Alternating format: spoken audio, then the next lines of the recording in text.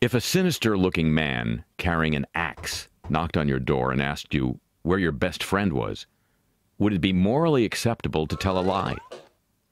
Immanuel Kant, surprisingly, thought it wouldn't. The example of the would-be murderer is his. Tell the truth is what Kant called a categorical imperative, an absolute duty, one without exceptions. It applies to everyone, whatever the consequences. In fact, Kant argued that if you told a lie which, by chance, led to the axeman finding your friend, that would be on your conscience.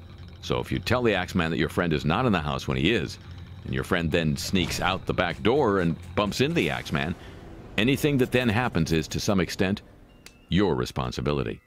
But if you told the truth, then the consequences for your friend, no matter how grisly, should not be on your conscience.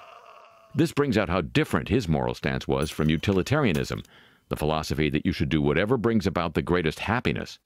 A utilitarian would think about the consequences of telling the truth or of lying.